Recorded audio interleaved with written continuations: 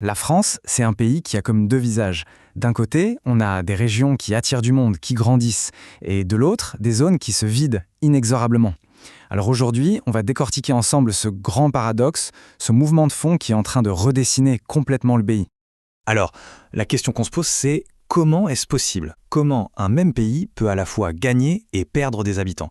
C'est ça le cœur du sujet. Et pour y voir clair, il faut d'abord qu'on se mette d'accord sur les termes. Voilà, on y est. Le paradoxe démographique français. Avant d'aller plus loin, mettons quelques définitions en clair, histoire d'être sûr qu'on parle bien de la même chose. D'abord, la population. Bon, ça c'est assez simple, c'est juste le nombre total de personnes qui vivent en France à un instant T. C'est notre chiffre de départ, le point de référence. Ensuite, il y a le peuplement.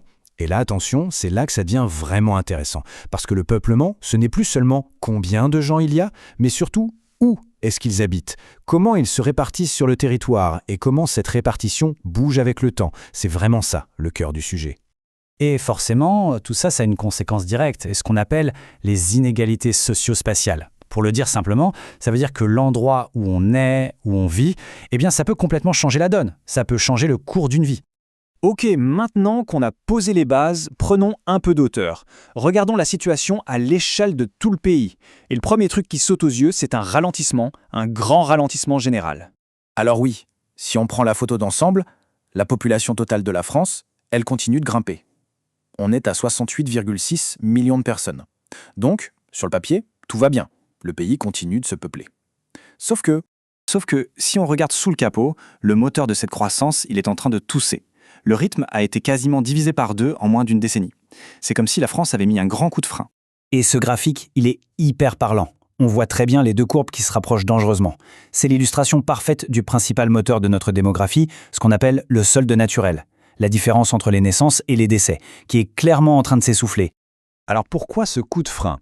En fait, il y a 2 raisons principales. La première, c'est qu'on a de moins en moins de naissances. Vraiment, on est à des niveaux historiquement bas.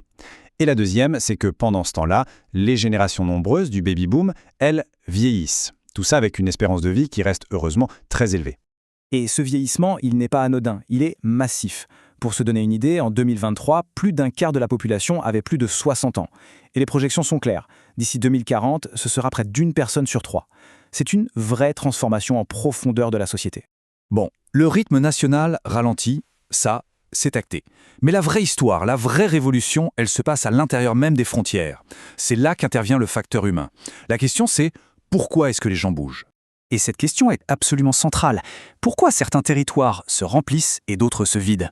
Parce que les grandes moyennes nationales, en fait, elles cachent une réalité bien plus complexe. Elles masquent le fait qu'il n'y a pas une France, mais des Frances qui évoluent à des vitesses complètement différentes. Alors, qu'est-ce qui fait bouger les gens? Le premier moteur, sans surprise, c'est le boulot. Les opportunités d'emploi se concentrent de plus en plus dans les grandes villes et le long des côtes. Ensuite, il y a le poids de l'histoire, toute la diagonale du vide, le nord-est, ces régions qui portent encore les cicatrices de la désindustrialisation. Et puis, il y a un facteur qui monte en puissance, ce qu'on appelle les aménités, c'est-à-dire tout simplement la recherche d'un meilleur cadre de vie, du soleil, de la mer. Et quand on additionne tous ces choix, toutes ces décisions personnelles, ça donne une nouvelle carte de France. Une nation littéralement divisée en deux. Et là voilà, cette nouvelle carte. D'un côté, on a la France qui se remplit, celle des côtes, des grandes métropoles, des frontières dynamiques, c'est la France qui attire.